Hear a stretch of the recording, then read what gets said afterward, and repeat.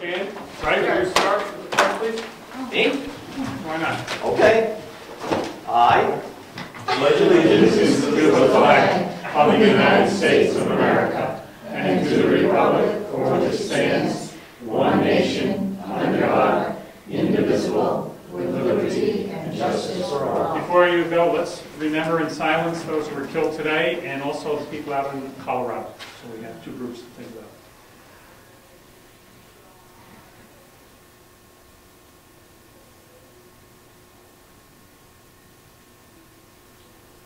Thank you. And you got our flag at half mast?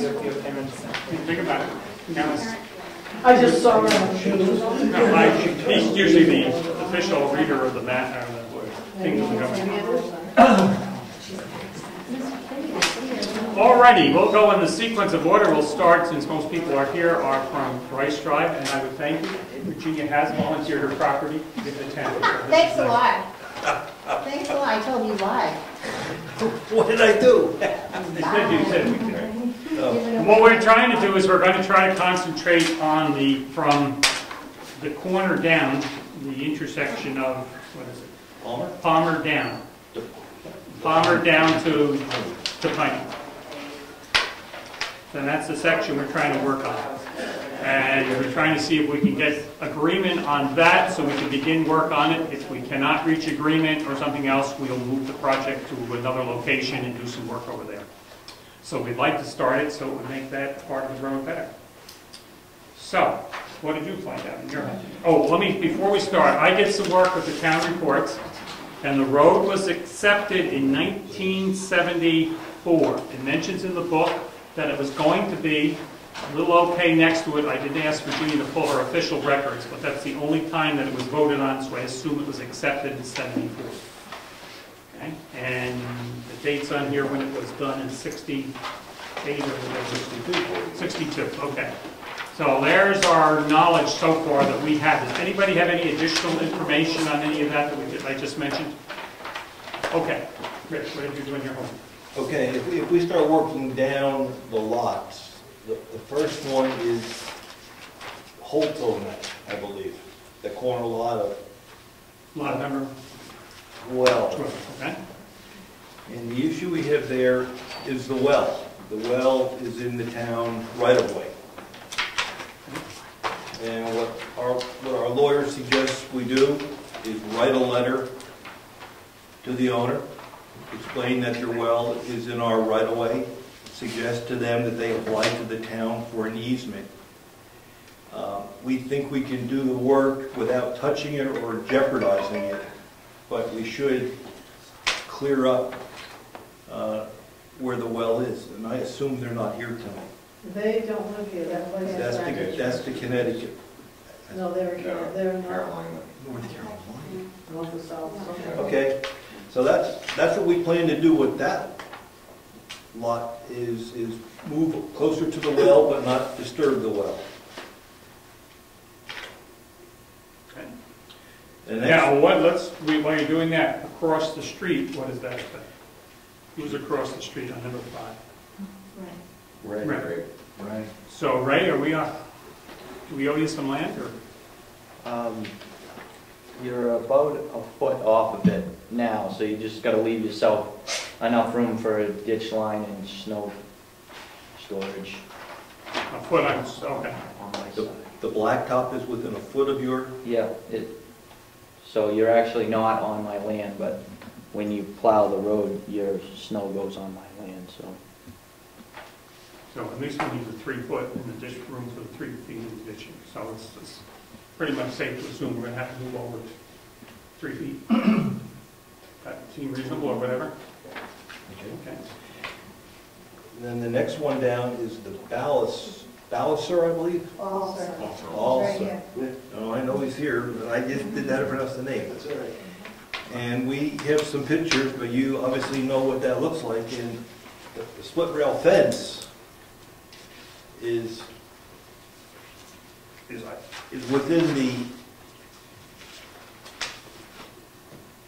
within the right of way.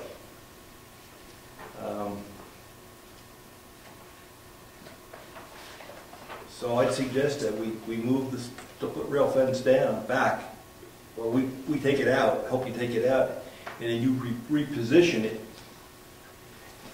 closer to the edge of the right-of-way. It's not on the right, you really shouldn't put it on a right-of-way, you should put it on, to avoid this in the future.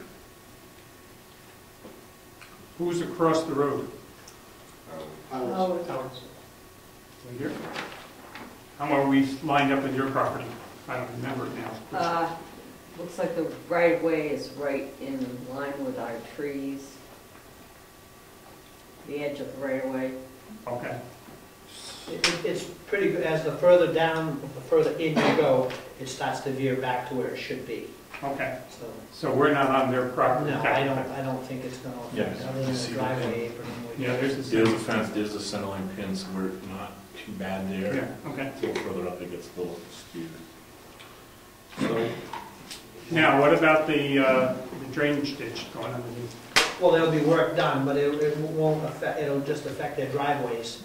And then when we're done, we'll just have to fix, which we would normally do if this wasn't an issue as far as where it is, position-wise. When you go through and redo this, you cut the paved driveways, you do the work you gotta do, and then when you're done, you bring the new pavement up to where you cut. So, when it's all said and done, you guys won't, other than having a little bit of new tar at the end of your driveway, you won't, that'll be good. how about that big culvert hole?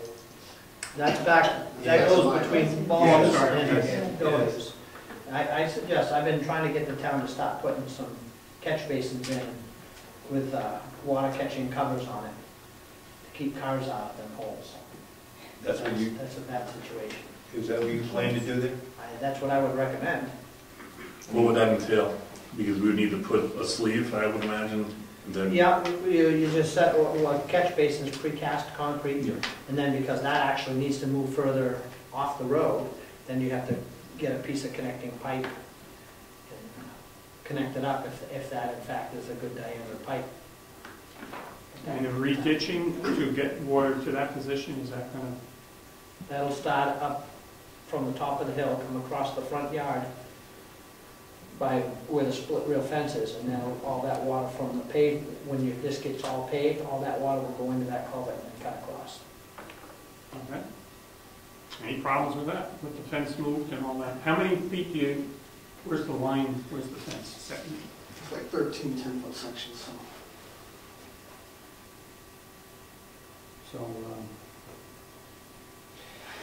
So, You're asking how far we're gonna move the road? Yes.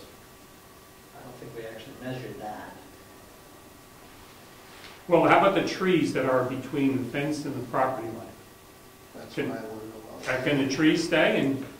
I don't know, it depends on how many roots you get into. I mean, we'll try to save them. They're actually on the edge of the right of way itself. Someone just said on my side, it's like that line. Yeah. I can't move those. I'm not hoping we don't have trees. I mean, that's. I mean, we're gonna try to save them. I don't think that's gonna be an issue. Are you gonna try to go to the center of the right of way, or? Where Cheat. possible, and then if we need to cheat it one side or the other to accommodate these situations, we'll do what we can, like such as the well. You know. Really appreciate it. Okay, so the fence would be something that would need to be moved. And theoretically, it would go where the lines are. That's where it should go, yeah. That's where it should go, with the trees staying if at all possible. Yeah. Okay, and you're not going to dig up the front lawn as such, except where needed to move it a little closer to the house. Just create a ditch, to catch that water, to put it in that culvert. Reasonable? Yeah, by a ditch, you're not talking about something falling, you're talking about something little. Right, a ditch being the edge of the road where it tapers off roughly a 2% on the road, and then it goes to like a 6% shoulder into a ditch that's just gonna carry the water alongside the road. As long as I can landscape, make it look nice, whatever you do, I'm okay with it. I just make it look nice. Do you bring loam back in to put on the shoulders? When we're done, it'll all be loaned and seeded, which will be next year at this point.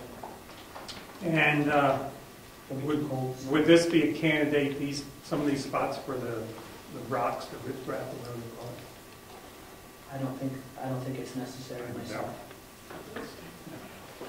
Back to the drain, about how much money would you say, and could you get that stuff in place before this work's done, as far as getting the... How much money would it take to put that in? Is that what you're asking? Roughly, indeed. I don't know. I haven't even thought about it. Okay, no, I didn't know if you had an idea. No, How about the lamppost? I don't know where that, it kind of looks like it's right there on the line, doesn't it? Is it cemented in, or is it like... It's under a paved driveway, the line. But I can, the line runs down along my driveway and under the driveway, so I can lose the far side near the ditch and just pull it back up some. Okay. Doesn't look like there's that maybe 4 or 5 feet from there to the pin? Yeah, it's pretty close here. Yeah, okay. Depends on how much you move the road, whether that should, I mean, theoretically, it should be moved because it's under 10. So, you might as well do it right. Okay. Next. Next would be the Goldens. Okay. But we're still on this. You got this well here. This is a hole. You can't just ignore it. We have to deal with it. Yeah, you said put a catch basin. Okay, well, do we know how much it's going to cost? Do we have an option? There you go. Okay, I just want to make sure we're all clear on this stuff. It's a pretty deep hole. We can't leave it. Yeah, I It's know. gotta be in the travel way of the new road, so you don't really have. It's an obstacle. Come on. You don't have. All right, so it's something that can be done before the road. Oh, yeah, is you don't done. have, yeah, that would be. Okay, I'm just. But I'm envisioning, probably $1,000 by the time you buy all the culvert, the catch basin. I thought you were talking like money.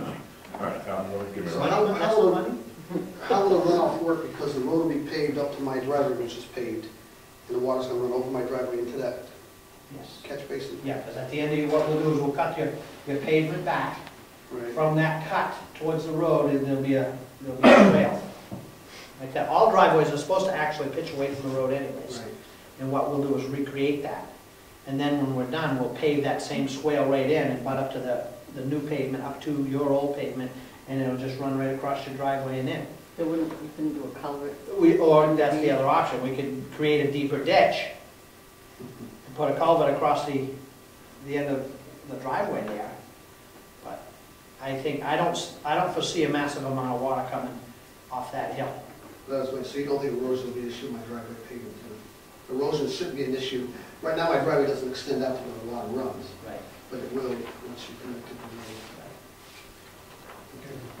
And that hole will, right now, there's a possibility of children falling in Right. it. So No. that possibility will be gone, Correct. right? It will not be a big hole like that. Maybe we'll cover on it, right? It'll be a rough ride, but you could drive over it.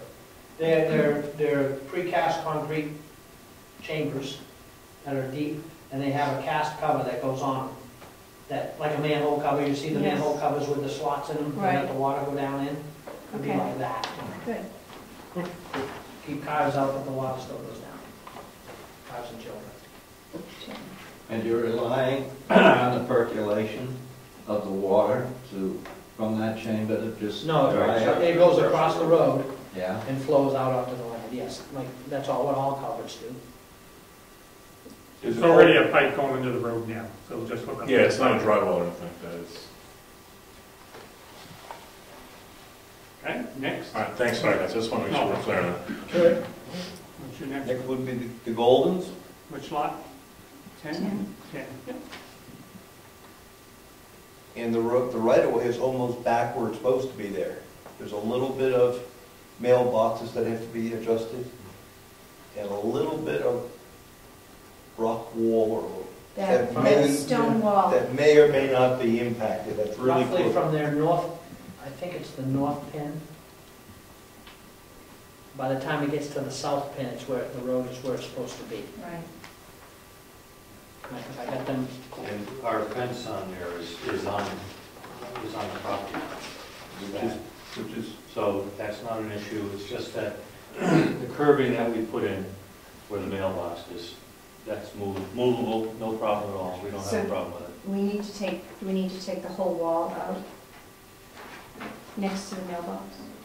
I've already started on it, I just want to know how far to go. I don't remember correctly, but because again, I think, you know, your driveway's roughly halfway there, Yeah. and your one pin is okay, and the other pin needs to be moved, so I'm not sure. But I'd be prepared to remove that thing. Okay. And you could touch Yeah. base with them before they move everything? And the mailbox has to be moved, or? Oh, yeah, yeah. The guy snowplowing the driveway hit it a couple of times. You said the driveway, Needs to be right? The repaired. town hits mine, but You started, you started. never mind, never mind. How will that work where the tire meets the road here? We pull mailboxes to where they should go, but they can't get to them then. It's a practicality. How does that work with the delivery service? Practicality is you need to provide a way for them to get there. We I just mean, it sounds brutal, but look at mailboxes on the state road. There's always, what happens over the years is every time people change residents, owners, the mailboxes get reset, everything comes closer because they don't want to have to shovel the mailboxes, or they don't want to have to provide a place because the mail people want to be off the road. So you gotta provide the access for the mail carrier to be there. But some places that, like my front, it's right where the town road is. Yeah. There's a steep embankment there. There's no way I can move. I'll work with anybody, we'll come up with an accommodation to make it work. Does the post office have any input as to where the mailbox is supposed to be? They only have That's it. the only, height-wise, or unless, from what I understand, unless you have it off the road and don't provide them access, then they're not going to deliver mail. So it's just the height, not, What's that? If we can't access the box, we don't have to deliver. Right. So So if you you don't have clear height. your snow out properly, there is a height restriction, I think. I'm not sure about off the road, but if you, in the winter time, or if you have branches hanging down, we don't have to deliver the mail until you fix the problem, remedy the problem. And that includes removing the snow. So, Okay. So I think the Goldens are okay. And across the street, I don't think we have any issue across the street. I think it's the right of way. So get it straight down. Yes, down. Okay. I don't know if they're here. What? Those two lots of Howard. Yeah, it's right here. I'm sorry. Oh, okay, both lots. Oh, wait. Okay, then we're gonna go down to the bottom, which is items. Present. And I think the only issue down there is the rock. Maybe a few trees. she Oh, wants yes, there are some that. A few trees. trees. There are some trees, but I think the right of way is, By the, yeah, it's pretty much straightened out where it wants to, where it needs to be. and the trees are definitely in the right of way if you have to touch Oh, yeah. them. So you're gonna trade me the rock for the trees? The right trees are in the right of way, so we don't have any. You want the rock, is that what you want? We want the rock. Well, you're gonna have to move the rock. Well, we have our, Well, if it's a Super nice duper looking thing rock, to I break don't it. want it. You have to, Hey, I there's a asked tree first. growing around the rock, so you gotta take the tree if you're Oh, I gonna see. take the rock. That's my point. well, it depends on the size, right? Well, we'll cut the tree on the top of the rock, you can have the bottom half of the tree and the rock. No, take the whole tree. Eddie, when would you be able to do some of this stuff? When can I do some of this stuff? If the rest of this week goes okay, I can start next week. Okay. I can show you where I want the rock for. Anything on my No, I don't side? think I want to know. Ray said. Anything on Virginia side? As much damage as we can inflict. Thanks. Now they want me to donate, now they're gonna damage it. No, again, it's, we'll just trim up some trees. I don't think that even the trees are an issue being, because we're pulling the right of way slightly to the right, but not very much down there at all.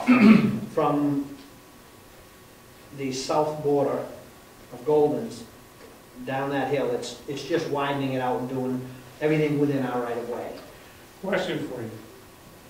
From that location up to 109, does straightening this out create a problem for the section that would be northern part of it, or whatever direction?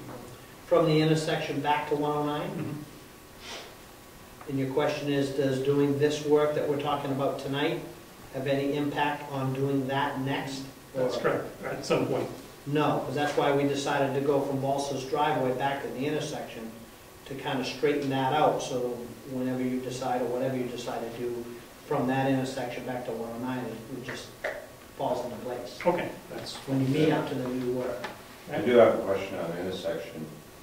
There is a culvert on my side, which is, it's a hazard, but I don't think anyone's ever fallen into it. There's also a dead, it does have a pipe underneath the road, but Yeah, it goes nowhere, basically. it goes nowhere, and everything does drain there. Are you gonna do any, you only coming to the center of the intersection, and that's gonna be left alone, or are you gonna be doing something with that? or- We won't go that far this You time. won't go that far. No. Okay. Where is the water gonna I drain was just to? gonna ask that question. When it hits Piney Road? Right, In her yard. I was just gonna ask. Well, I mean, it'll go either her yard or my yard. Or across the way to Amanda. But it You mean floods, down over the it hill? usually floods anyway. The two bottom lots.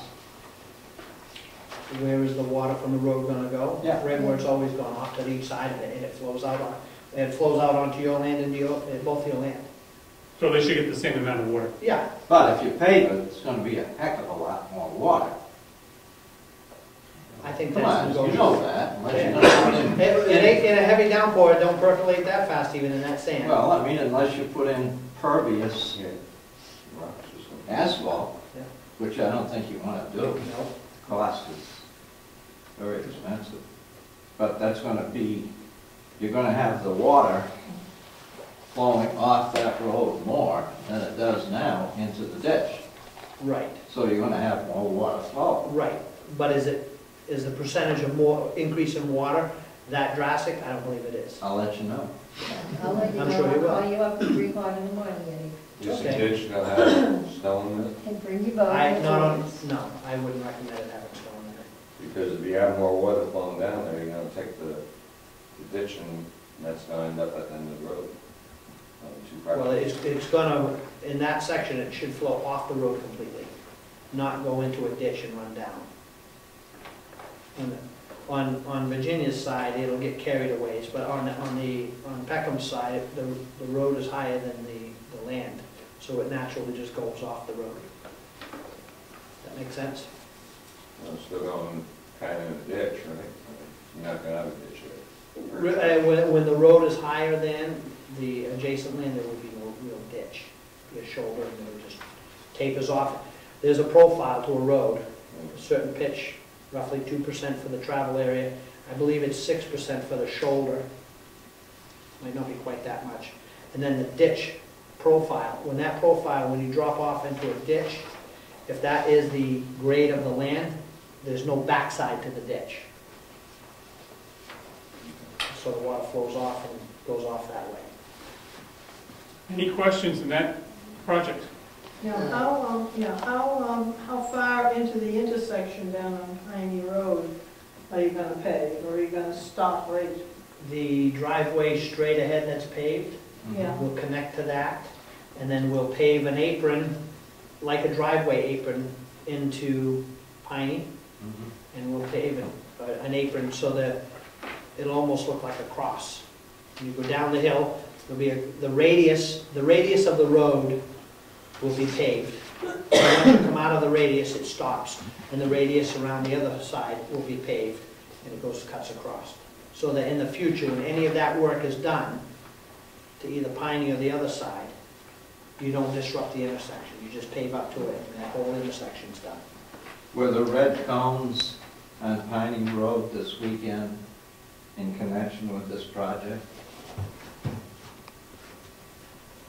I don't believe so at all. I don't The know. last house next to my border, my turnaround spot there, said that there were 3 red cones right across Piney Road. He wanted to know what the problem was.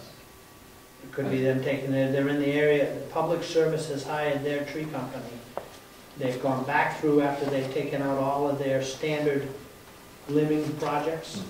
When they did that, they spotted all other potentially dangerous trees, Oh. large. And they're in the area doing that Oh, now. okay. So it could have been them taking down a large Okay. tree. Well, I just told him to move the cones and drive north. He couldn't get out of his house, you know, he couldn't get. I had nothing to do with us. Okay, I didn't think you would. You got a question? Yeah, we were out of town last week when the walkthrough was done, and I just wanted to know, on the part from 109 up to where this year's work is gonna start, if there's been any decision made yet No. on, We're not sure yet. We're trying to still gather information. We're all doing homework on it from different things, but no decision has made. We have a time frame to get the far end done. So, sorry, let's start there, get that taken care of. And that's why I asked the question how that would affect toward 109. So that's a separate issue, and that would not be addressed till next year. And we're assuming the people who we now are driving on their, a little bit on their property will be happy for a year, and we'll address it in the following year. So we can try to get more information, surveys, and things that people can present to us. The more information we have, it will help. Now, Virginia said that, what year did you move in? 78. 78. We know the town accepted it in 74, and she said, as far as she knows from when she moved in, this road has not moved. no. So it has I mean, wherever. I lived right across the field and now live in Cedar Park. And since I was 5 years old, that road has not moved. Okay. And that's 51 years. So in 51 years, it hasn't moved. The only thing, when they did do some work in front of what's now Donnelly's house, it used to be the Wolves, the road was raised up so that their house, instead of being above the grade of the road, became below it. And they were very unhappy because their yard was wet all the time, and they moved. And I would hate to see that kind of an impact on other people who have, you know, lived in on that street for umpteen years. Other than trying to straighten out the property lines, I don't think we really plan to start digging up that road. Well, as it relates to that, how about the crest of the hill? We talked about that. I know they want to take it down some, so it's not as steep. Obviously, the more you take it down, the more you're going to do damage to tree roots, and it's cosmetically looking. Do you guys make a determination how much they go down, or you just can take down what you want? Or? Where exactly is that crest? Right in front of your house. They're talking about knocking that down, so it's not Right. as, Where are your driveway and right there? yeah. So, yeah, That- those That's a are- significant effect on all of our frontage. Right down the hill. Ready? Can you comment? Well, I mean, all I can say at this point, without having a determination how much is within reason, I mean, we're not gonna drop it so that anybody's driveway comes out and, you know, the car bottoms out when they come out their driveway. You know, if we could take 1.5 feet or so out of there, that would make a great difference on that hill. Yeah, because ours already has a dip at the bottom, and Yeah. yours has a little bit, a little dip. So if you take it, 1.5 feet, you don't need just a drop off. Yeah, no, we're not gonna, you know, cut it like that. Yeah. No. And you've got to give thought to cars bottoming out as they. Right. Now, is there an advantage to leave it where it is and do something either side of it to more level it off? I mean, we could add more fill to the other side to make it, just like, this is the situation, Bill, you'll remember, I don't know if you two will remember what we did at the end of the pavement of Lyford Road. When that used to, just that quick little snap was always a pain for people traveling and even plowing. It was just got steep enough because there's no speed going through there, that you're plowing slow. And with a full blade, and you come up and it was always slippery. All we did is we didn't even cut that hill. We just took the belly out, if you will. It's not really a belly, but we went from the high point of the hill out, I think it was a couple 100 feet, 200 feet, and filled it in so it was a straight plane. And that made all the difference in the Tremendous world. difference. And we could do the same sort, and that's why I said we would like to take out, you know, if we could take out 1 foot, whatever we take out of the hill, we're gonna flop it to the downward side. To kind of take the best of, you know, get a little bit from each place. And that's going to affect your driveway coming in, you're going to consider that. That's the determining factor. Okay, and as far as what you take out, if that needs to be tarred The driveway, The apron, you're gonna have to be the town. that is all part of repaving. Yeah. If we have to cut the driveways back, then we'll cut the driveways back. By the downward side, it goes down both ways, you're talking about where we're bottom of the hill. Down on McGinley's and Peckham side. Because if it was pushed my way, we got a natural bank on both sides anyway, it might fill in nicely.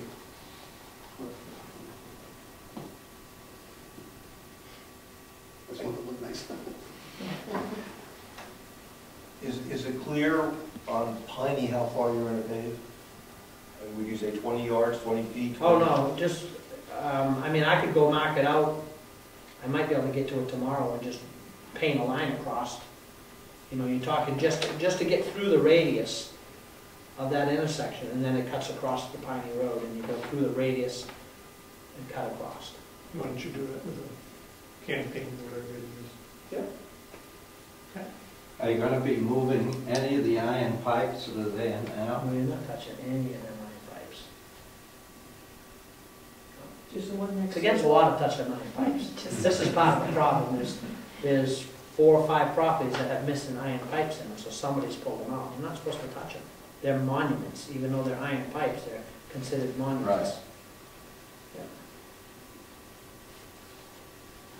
Well, they're all marked on this plat. That's right. And that survey that they used. Where it used to be, in the front there, the north one's gone. I don't know who took it. As they always say, you should have, and I never have had property re-surveyed. I've always assumed it's in the right spot, but you always hear these horror stories of where things go astray. There's a good habit of older generations, you've had a habit of walking and spotting their monuments once a year, twice, you know, constantly walking their property to know where their pins are. Yeah. Yeah, I look at my pins, but I just assume they're in the right spot. I'm not, but if they're not there, that's a good indication there could be a problem if they're missing totally. I assume they're in the And I right spot. think it's the Donnellys, did you say that about the Wolves? Mhm. That's a classic, there's an issue there, because they had their house surveyed.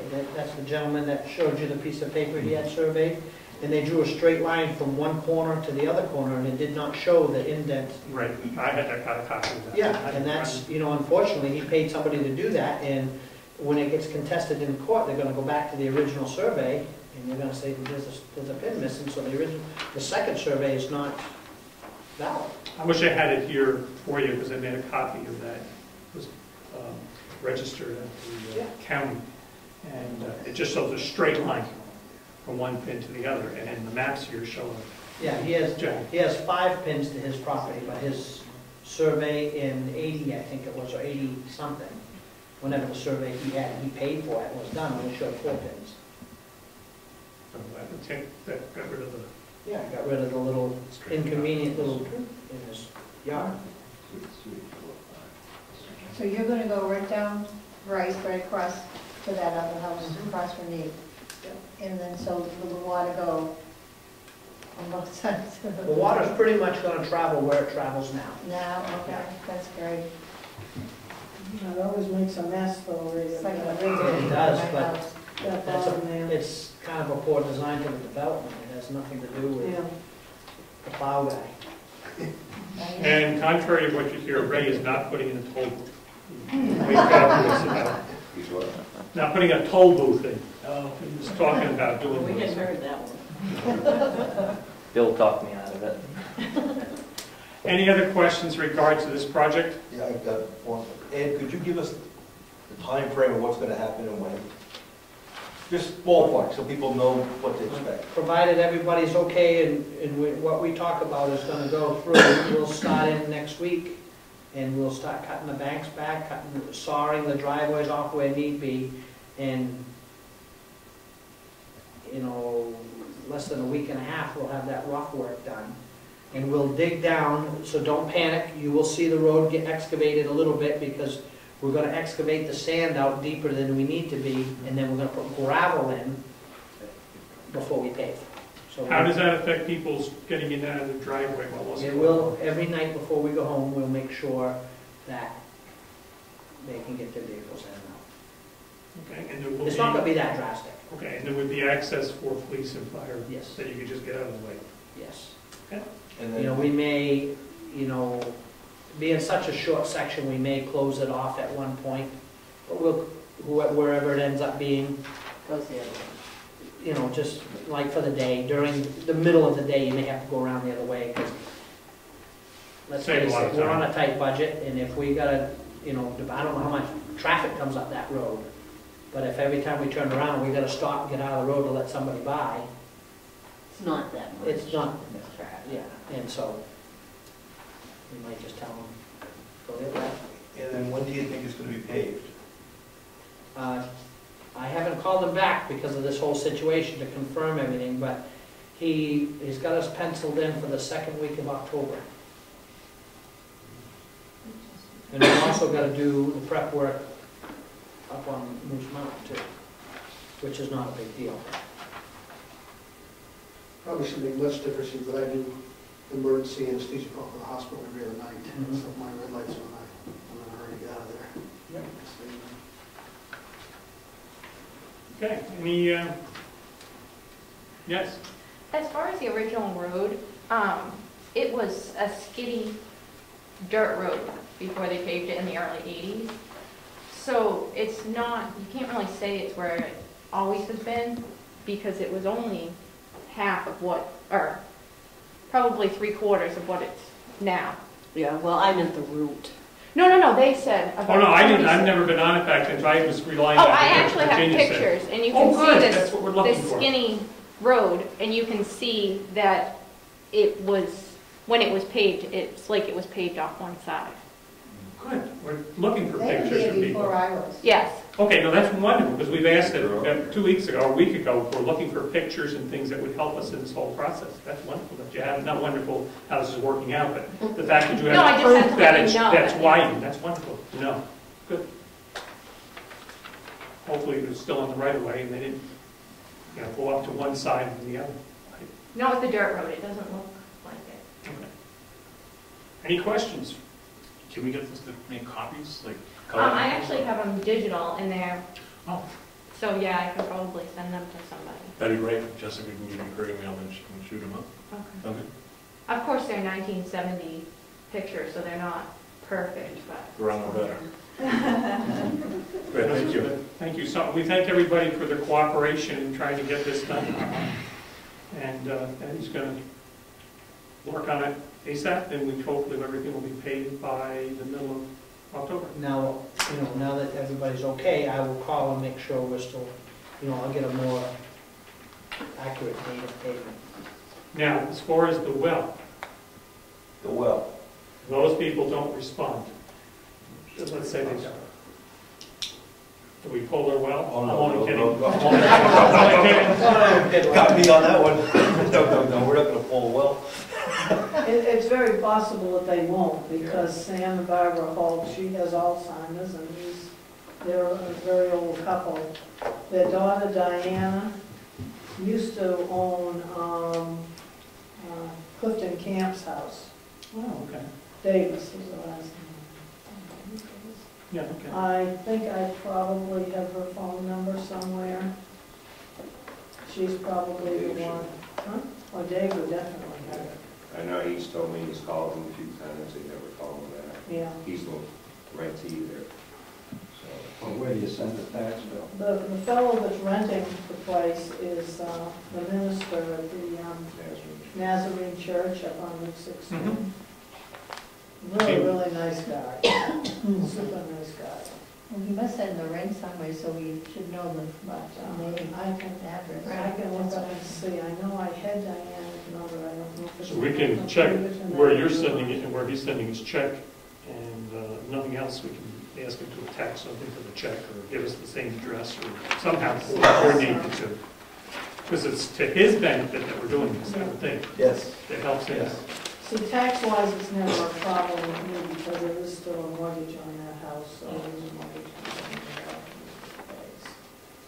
But I believe I've got to have Diana to give us on that. Okay, good. We'll send them a letter. We'll send them a letter telling them that the well's on the town property. And suggest that they apply for an easement. Now, They may or may not. Plus Dave already knows that, so he might have himself contacted them. But we should send it from the town. Sure. And if there's an issue of where it was placed, I assume it was the well company. I don't know.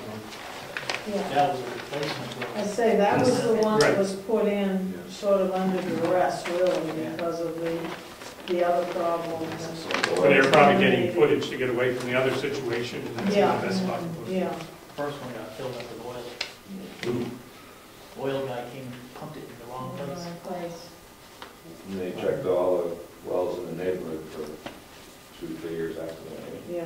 How many gallons went into, do they know? A lot. A lot. It was a dug well with a pipe that came into the garage, and the oil guy Filled it up. filled it up. My brother and his wife were living there at the time, Oh my gosh. and he took a shower and Oh, my goodness. Only cost somebody The something. whole house was full of pipes. Wow. Oh, man, that's the ones you think, oh. So it was under kind of duress that. Kind of spooky. Sure, it's understandable. All right, we thank everybody. We're going on to our next part. You're welcome to stay. We're going to talk about the road agent's contract. So, you want to stay? We'll talk about my mailbox first as we started. Well, let's get it all out on the line now. Thank you, everybody.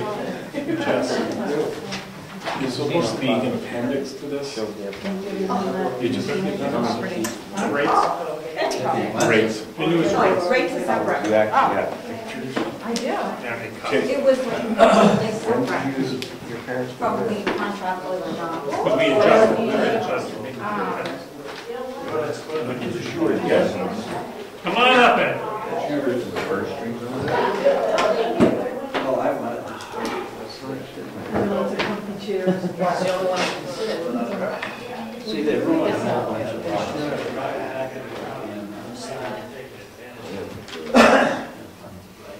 But I take it. Yeah, I need a copy of your business address in the county. So I told them that Oh, had somebody who was interested in bidding, should down the old nursing home. I divided need that to into send a lot to them, of so parts. yes, I can Give you tell on them. the overhead, That'll be fine. stating I'm interested in bidding on it. Work, right, for the demolition.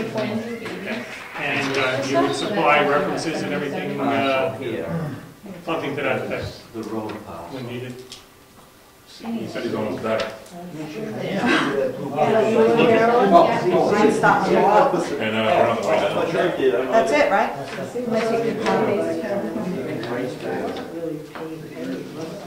No, you just turned the card. That's the easy side. You're not feeling well? And it's affecting my right side. This kid was, how old are you? What year? You were about 8 or 9. 86. Just fine. She's little. Right, I want people some with back issues. It wasn't, Get over just it. bent over, I didn't even have anything in my I think hand. so. I had that from the over at B7. And we did a home video. This is the Coast Guard road? What's that? Yeah, I know. that's what Yeah. we're working on, that's what we're working on right now. Right. Because I know it was adjusted once, Not this How much contract. dirt and said previous contract. Yeah, My road's from the start of this Oh, contract. well. Your road, yeah. Well, Previous, so this has only been 2 adjustments in Okay, so two adjustments. 8 years. Okay, I couldn't remember what was. Halfway through prior to this I kinda contract, agree and then with we Vic. started this contract. Okay. Like, I know most races from seeing the bills of this is using that. All right, as a point of reference, because we've had some people ask, On that town. we need to do 2 things. Number 1, I've had one inquiry as to why we are not putting it out to bid. I've responded to that person, and it said that we're not required to put it out to bid. That's right. And it would be a renewal of contract.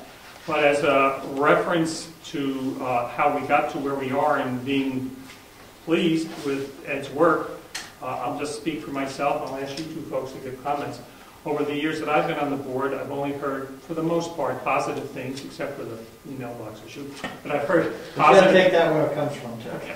I've heard positive things about Eddie and the work that he does. Obviously, there's always 1 or 2 people that would be upset, but they've been very pleased. And for my seeing what he's done and availability and trying to work with the people trying to help them out. I think he's gone out of his way to be that, and that's the advantage of having somebody local to do that. I think he's done a good job.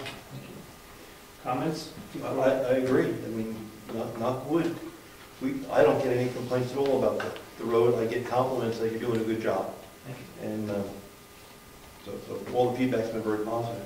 From your side of the road, you're in town? Never heard anything negative, and it's impressive when you say, oh, you know this little culvert, and he goes, yeah, that culvert there, but there's no way.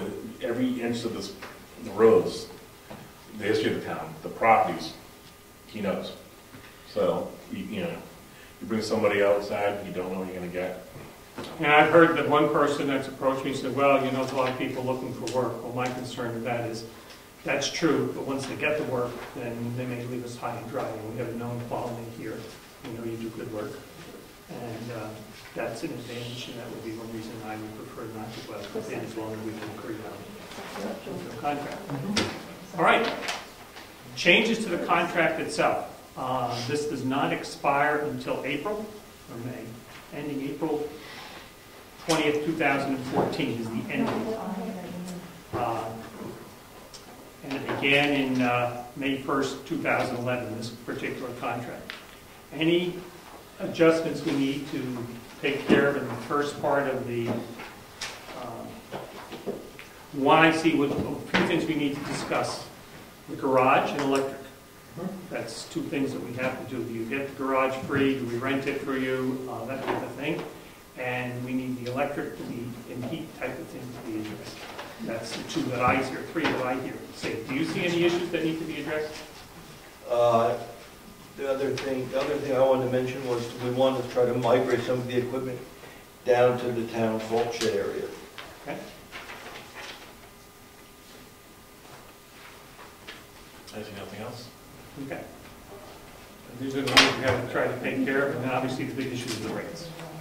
I would, can I make one suggestion? And it only has to do with this very first Town of Brookfield and Ed Nason DBA 10 Construction.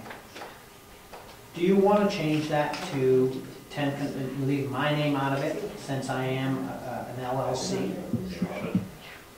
And is this part of the reason that the town insurance, if it's labeled as a company in the LLC, the contract's with the LLC, it just takes one element of whatever they're grasping for. I provided Mary Lou with all the state RSAs and all of that, saying what we're doing is by the law. They still keep looking for something to charge. Right, but from a legal standpoint, if that ever happened, you in there personally opens you up personally. If you're an LLC, that's the entity. Well, see, that's what I'm saying. This draws me in personally. Yeah, this needs I to don't go. know. It's just something I thought of that may help that insurance situation out. It should just read tenants contracts and Compton LLC. That seems reasonable. Yeah, I would suggest that when we're done with this, we let our lawyer look at it to make sure we have that distant relationship with the company, so that you are indeed an independent contractor. Okay. Obviously, we're going to change the years of the contract. We're going with a 3-year. Yep. Yeah. Yeah. Okay. That makes sense. Compensation. Attached Appendix C, which we're going to take care of. Any questions there?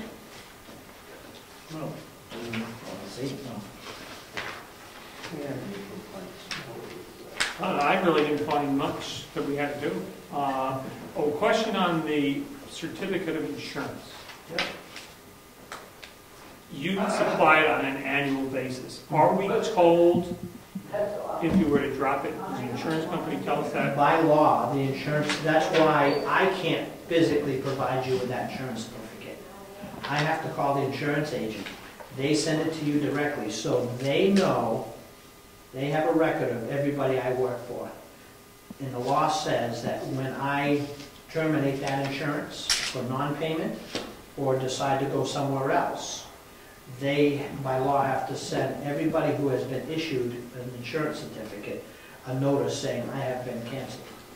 On the bottom of So the insured certificate, it'll name us, it'll name Brookfield, and then it'll have on the other corner, basically in bold, you know, within 14 days of cancellations, all parties will be notified, blah, blah, blah. So if it was to happen, we would get a cancellation You notice. would know right away. Okay.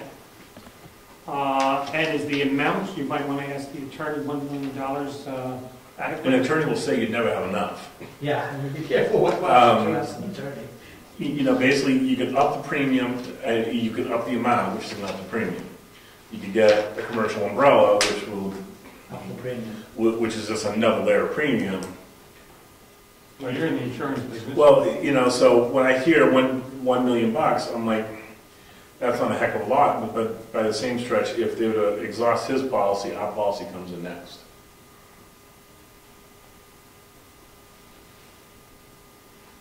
And I don't know what our liability limits had last I looked at, they were $1 million liability.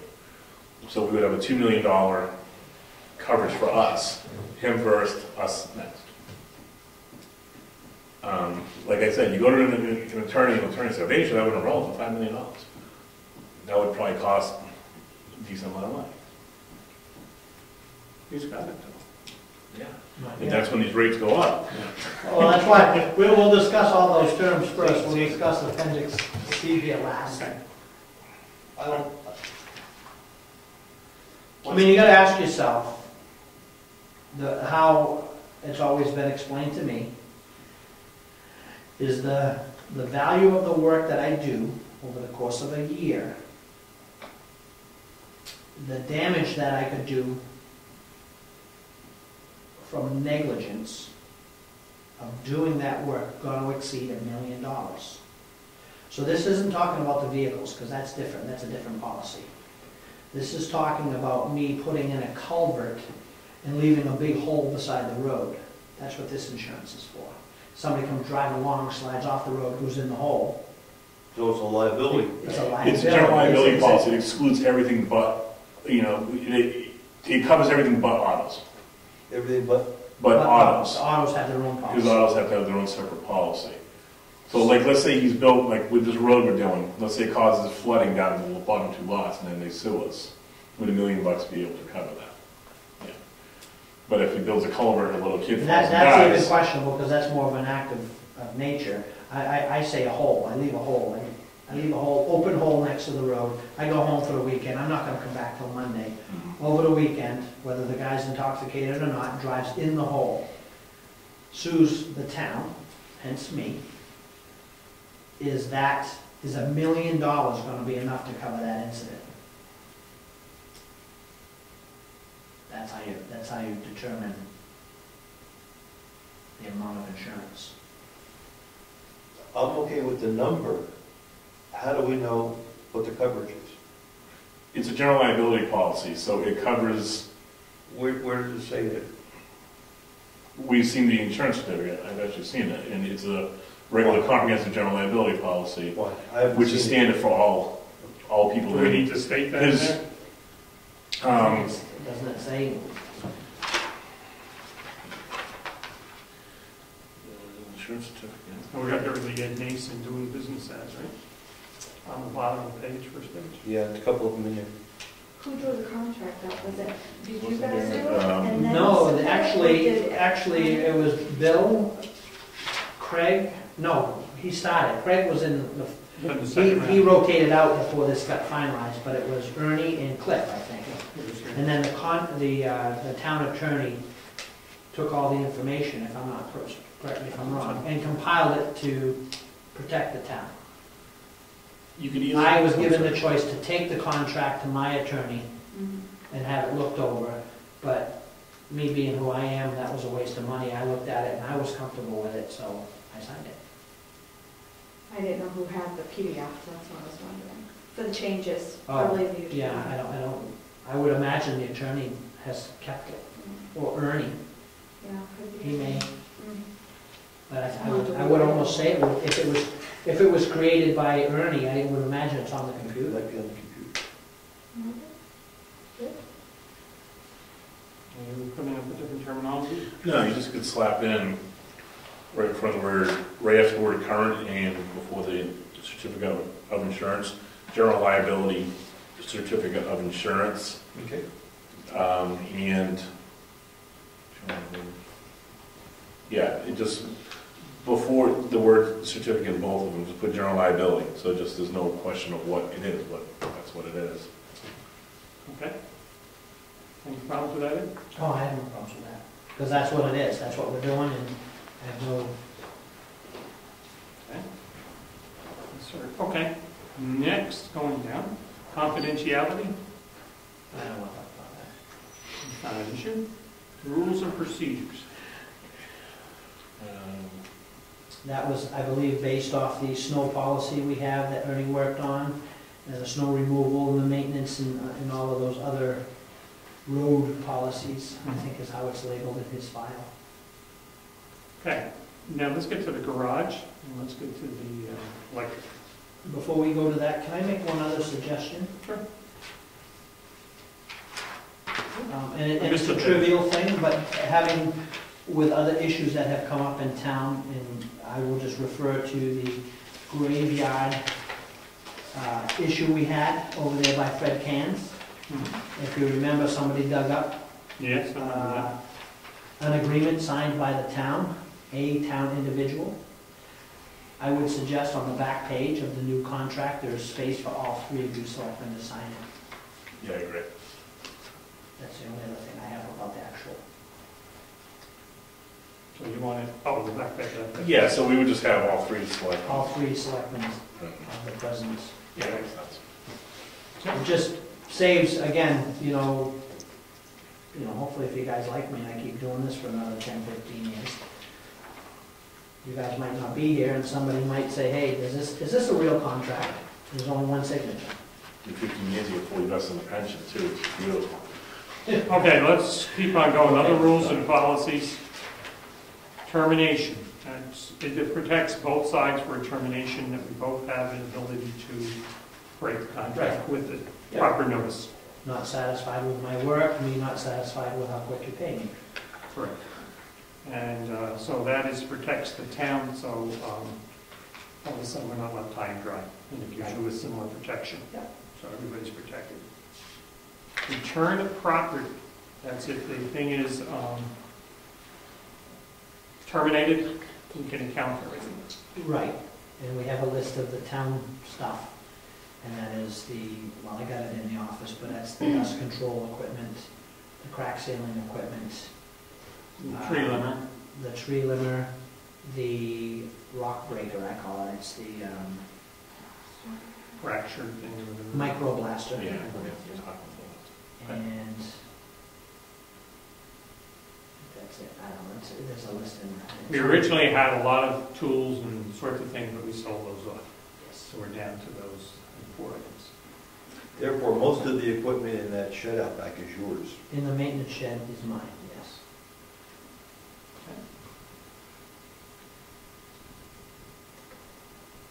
So returning property it's not something I keep you know what I mean? I got the spray unit in the old salt cavity, I got the crack sealing in there, I keep that, and then the lemon saws hanging up on the wall in the garage, and the micro blasters in the garage. Mm-hmm. I don't think that's an issue there.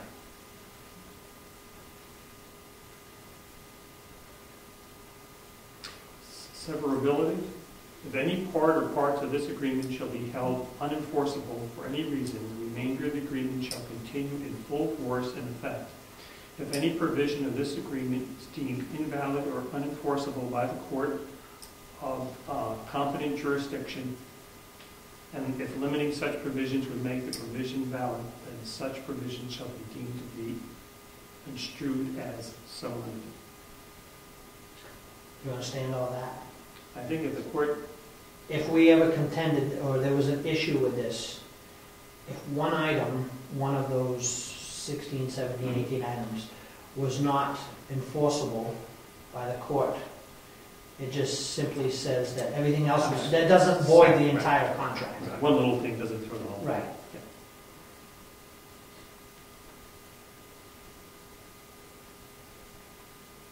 Contractor shall defend and indemnify the town for any claims of any nature arising from the contractor's performance of his duties under the agreement, whether negligent or otherwise. Yep. No assignment. Contractor may not assign its rights, no, I guess so, its rights and/or obligations under this agreement. I couldn't sell off the contract. Okay. I could say, I'm done. Hey, you wanna buy my I got 2 years left. It's worth X number of dollars. Now, if you have broken plows or something happens and you have to contract somebody to fill your spot, That's my issue. that's your issue. You can do whatever you want. And Yeah, your if I have liability issue is, you would still be the one we hit up for. Yes. Yeah, he's still the GC and he'd be subcontracting out, so it would still flow upward. Right. This agreement constitutes the entire agreement between the parties and supersedes any prior understanding or representation of any kind preceding the date of this agreement. There are no other promises, conditions, understandings, or other agreements, whether oral or written, relating to the subject matter of this agreement. This agreement may be modified in writing and must be signed by both the town and the contract. Okay? And notice, any notice required or otherwise given pursuant to this agreement shall be in writing and mailed, certified mail upon receipt requested, postage prepaid or delivered by overnight delivery service to the addresses. And we have the town address there, and we have your address. Do we take your name out of there? I would, and I would take Ed Nason DBA out, and I would just add LLC to there, and construction. Wherever that is in the contract, we'll just Yeah. get rid of that. Each party may change such address from time to time by providing notice as set forth above. Governing law. This agreement shall be governed by and construed in accordance with the laws of the state of New Hampshire. Fuel surcharge. This agreement is subject to a fuel surcharge to be adjusted every 3 months. Adjustments shall be direct reflection of the fuel price increase or decreases above the price of fuel when equipment prices were set. What do we use for average fuel price? This is what it was stated at. Yeah, so that is that for diesel, is that how it As works? of this contract, that was the price of diesel. Okay. Then if it goes up or down every 3 months, Yeah, well, it basically what that phrase is talking about is in 3 months, if I go up, this is a base, So if I go up 50 cents in 3 months, Yeah. and then the next 3 months it goes down 20, to come down to 22. But it's not necessarily to go below the 420. Okay. But today's price is below the 420, isn't it? It is, So why wouldn't you go down to that price? because this is the way it was written. Okay. The decrease is after the decrease happens after the increase from the base price. Does that make sense? Well, we've upped that once. We upped it from, I think it was the last time it was, I got it written on the previous years, but I think it was 380 something. And then upon this contract, we went to the 420. So all of a sudden it drops $1 a gallon. We go down $1 a gallon? Not unless I've gone up. So, why don't we set that number for 0? And when it goes up or down, That's correct, because I always thought it went either way. we get the benefit of it. In other words, you got a So then every 3 months, we're gonna have a meeting.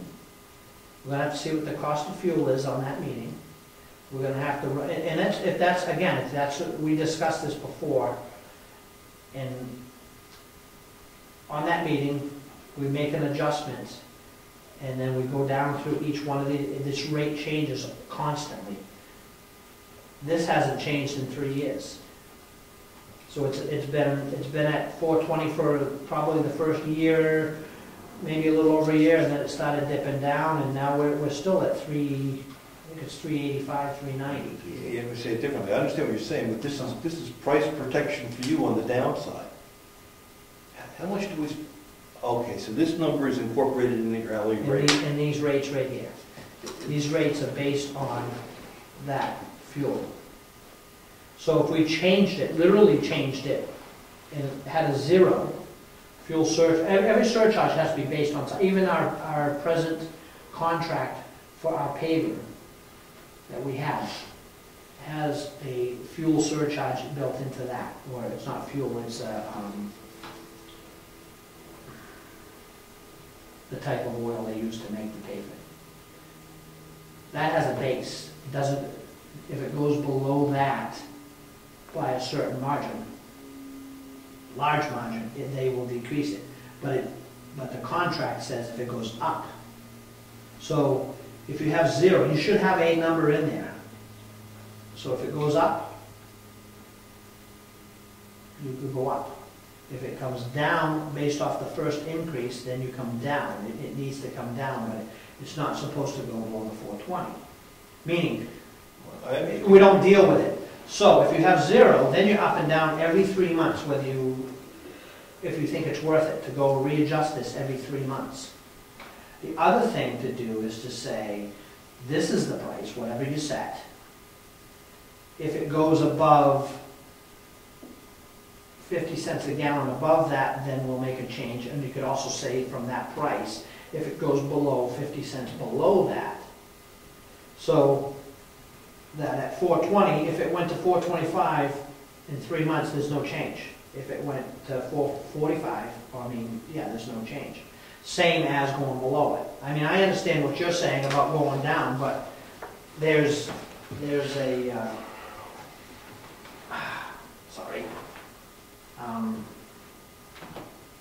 aggravation factor, if it's worth it. I don't know. Well, we're watching people's money, and it could go either way. We've got to be fair to everybody. We've got to be fair to you, we've got to be fair to the taxpayers. I assumed that it was, no, I made a mistake in assuming something I shouldn't. So these prices are based upon this fuel cost? Yeah. And it's not like you have like a line item saying, by the way, you owe me for 10 gallons of fuel for $42. Right. The fuel's built into this cost. Fuel and operator is built into all of that. So when you see a town bill, you'll see the project, and it'll say backhoe, 6-wheeler. Sometimes it's labor if it's strictly a labor job. But if it's snow plowing, you don't see labor for snow plowing because it's built in. The fuel and the operator are built into that piece of equipment.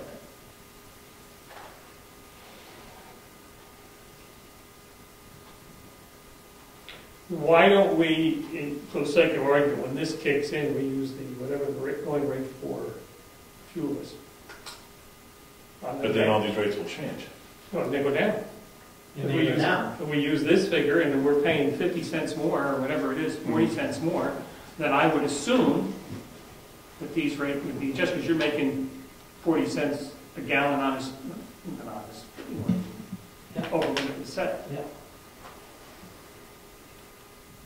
I liked it when I heard it say, we pick a number, not this number, but a number, maybe the current rate.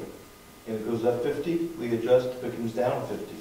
On a 50-cent increment or 20, whatever you guys want. So if it floats up or down within that, that's okay. Yeah. But if all of a sudden the bottom falls out, or it gets so expensive that he's paying so much more, we have to talk about it. Yeah, once we've always tried to be fair. Use like a median of $4 with a 50-cent barrier on each side. If it stays within that variance, there's no reason to talk about the rates. If it drops below $3.50, then we need to talk about rates. If it goes above $4.50, we have to adjust rates up. We just leave that as our buffer. That's 4 is the median with a 50 cent on each side. So it doesn't affect the rates we have now, and it gives us. So it doesn't affect the rates in essence. It leaves these rates stagnant. Well, these are based on 420, going down to 4, there's the slight switches. Yeah. Okay. 4 sounds reasonable? Yeah, that's what you want. All right, with 4. I think it's 389 today, but 4 is close enough. Yeah. We can swing either way. Yeah. So we make it 4 with a 50 cent either way. We don't touch it. If it drops so much, then we have to talk, or if it goes up so much, then we have to raise the rates. I'm okay. Okay, that's fair. Yeah. Okay, we're all in agreement on that one. Contractor is required to list the town of Brookfield as an additional insured for the liability insurance. The contractor is required to have all on and over the road vehicles and equipment registered and inspected per state law, and proof of such presented to the selectmen. Do you do that? Never have. Why would? I mean, you can go look at my tags. It's the quickest way. And I have an issue with that. There's no inspection for construction equipment. But the question regards to if you put a piece of, I don't know, it's we end up getting billed for us in the end. But if you're using a piece of equipment that is supposed to be licensed to be on the road and is not, whose responsibility does that become? You have a grader and doesn't have a commercial plate. You'd be the Well, driver, no? it's been my argument why I spoke out against that whole thing anyways, because that has nothing to do with the town. Any moving violation on that equipment has nothing to do with the town. But if that's what you want, that's what you get. If I chose to run my vehicle uninspected and I had a light out and I drove off the road because of that, and then the police came and said, well, you're uninspected, that has nothing to do with the town. We wanted to ask your buddy. Yeah, I agree with Ed, but we should ask our buddy why, I don't see why we should get into the way you operate your business. Yeah, and like I said, construction equipment, there's no inspection process. You go down, But I would see where somebody would hold the town, well, you weren't making sure, or you didn't require them to keep the equipment, or even if it's implied that you have to, and you don't, you break it, that's your issue, but at least, do we have an obligation to make sure we told them we want equipment to be used that's... Do we have any other subcontractors? But I'm thinking about responsibilities for the town. If he doesn't, well, could somebody come back, well, you guys hired him, you should have required that. So it's an attorney question. We'll ask him. Yep, you okay with that, Ryan? Yeah, I was just trying to think of how that could go both ways. You know, to me, in some ways, this opens us up for liabilities. If we're not checking to make sure these things are registered and properly inspected, then, you know, we've breached our obligation for the terms of the contract. Good point. Where does it say that? If we don't put it in, then we're not responsible. if you take it You could put something really blanket in there that, you know, the contractor will maintain safe, legal equipment, you know, per, you know, all local, state, and federal rules and regulations. Just, you can make it blanket, like you will put the onus on the contractor that he will follow all laws. That makes sense. I'm all right with that You too. know, and if there is no law for inspection, then, you know, regular law. Review his work. I think, make it clear that he's responsible.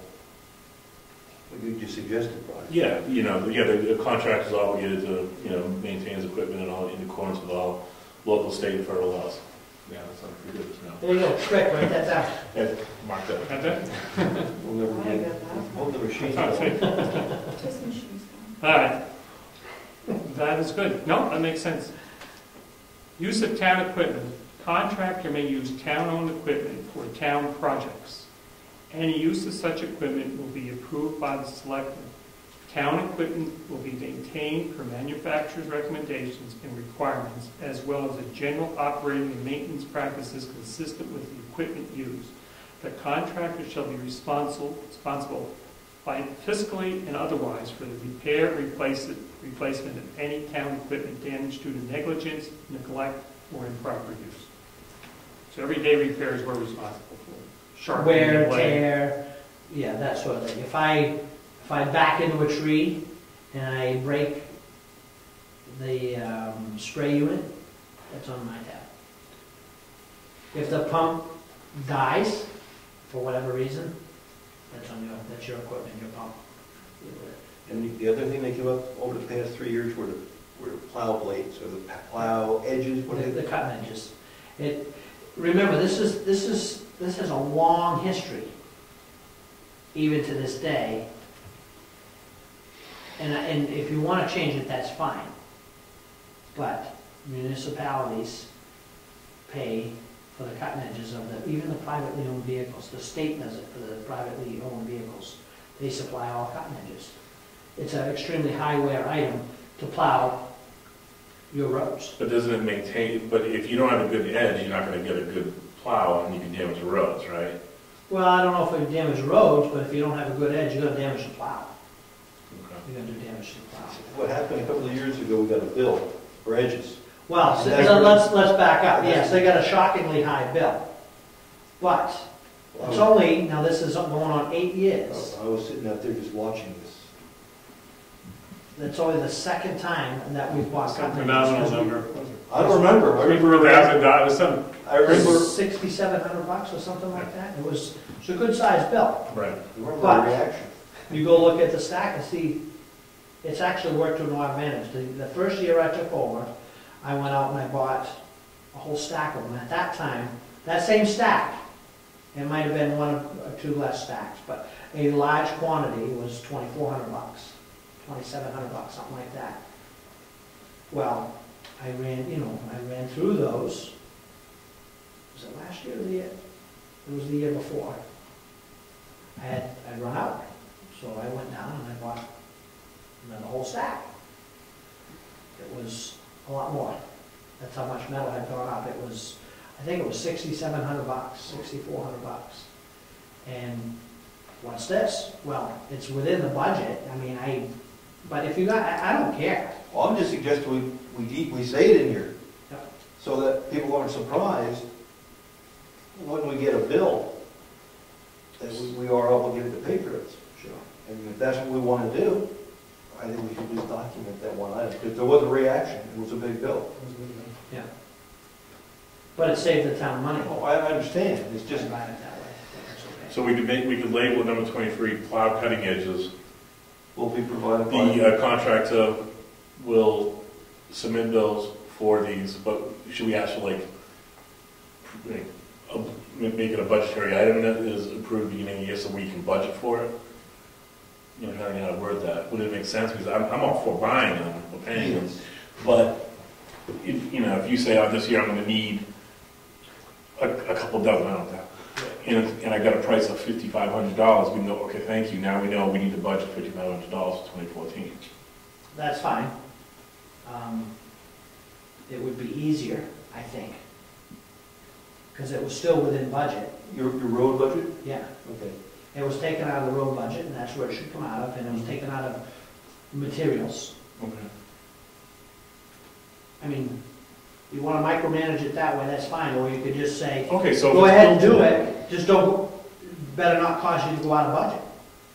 Then I can say, let's say, and not this year, because there's still plenty of plow blades left, but if I looked and I said, I'm getting low, I need to start thinking about that. Well, if I get to the end of the year, and let's say we don't have any, we didn't use the snow budget the first of the year's coming, I'll buy edges. I mean, that's... That makes sense. Okay, I didn't know it was built into the road budget. If it's built into the budget somewhere, then... Well, it's under maintenance, material. Cool, okay. Then it's not even a problem, you can just put that... It's just, see, what happens is there's so little, other than paying checks to me, that the town pays for. Osby Aggregates is probably the only other bill, really, in my department. The salt. So or the salt. So when you see something come across the desk, it's like, ooh, Yeah. but. All right, so we'll put an item number 23 in there. Plow blades will be paid for and provided by the town, and will be a part of the road budget. Material budget, yeah, that's fine. Yeah, winter, because we have everything's broken for whatever reason in the town to summer materials, winter materials. All right.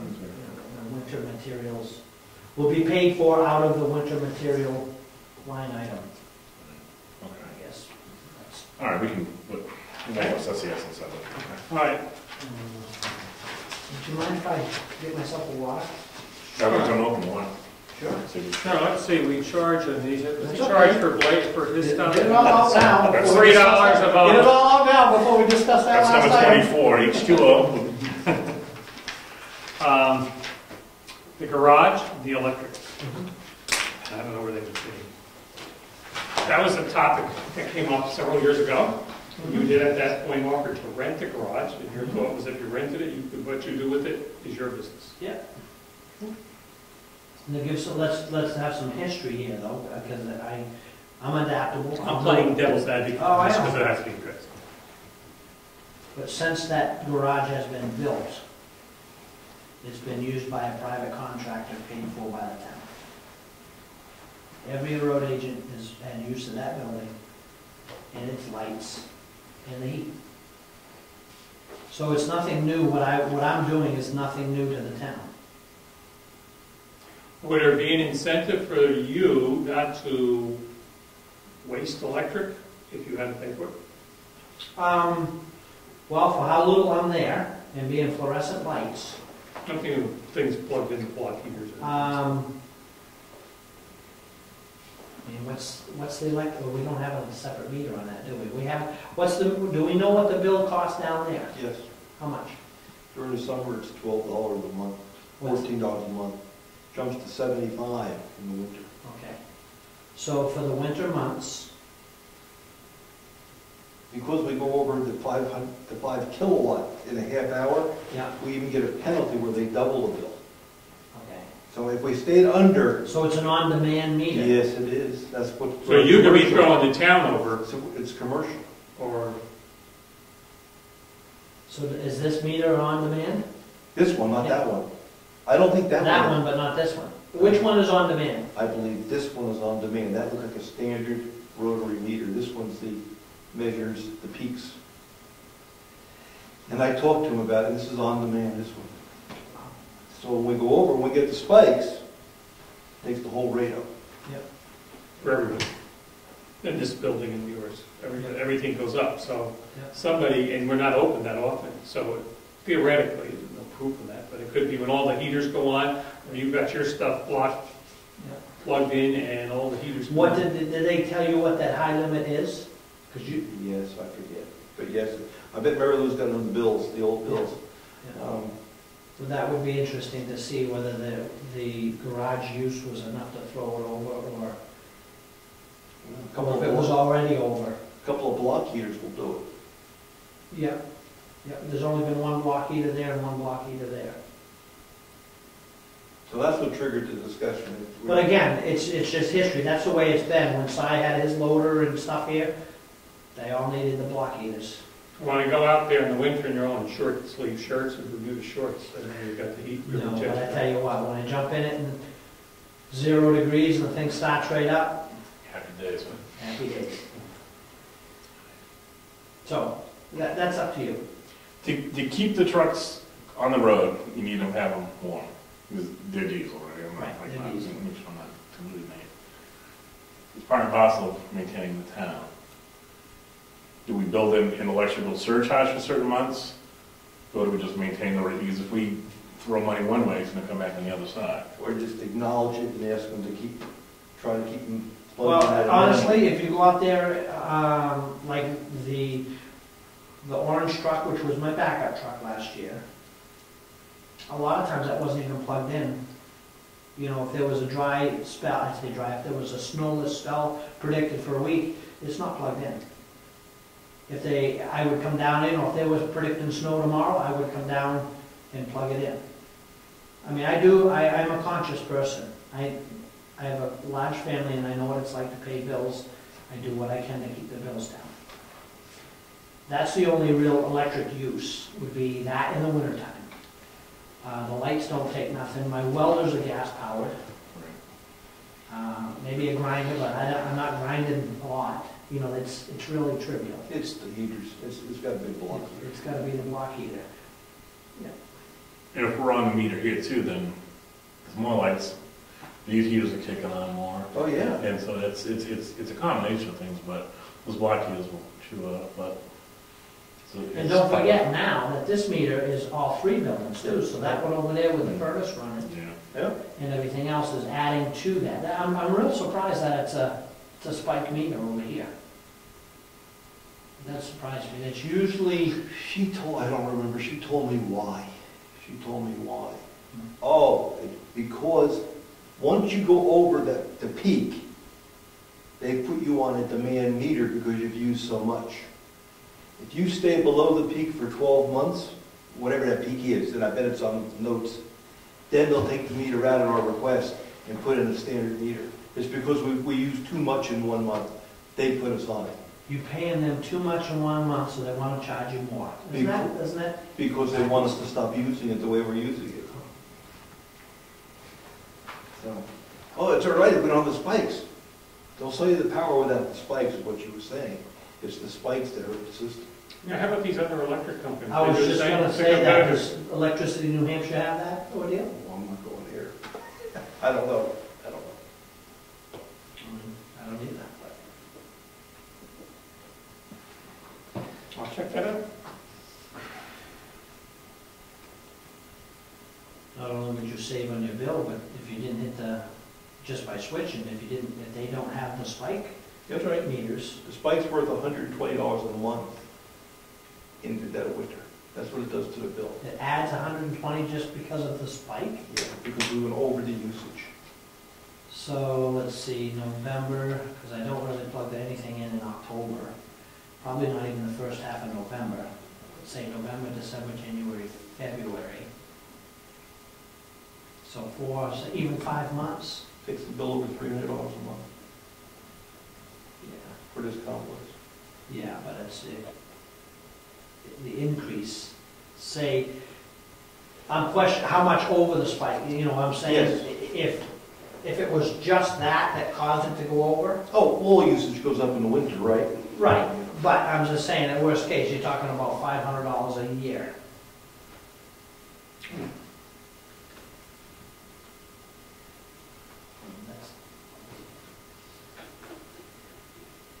No, I'm okay with this, talking about it, making sure that we try to conserve and watch Yeah. the block years.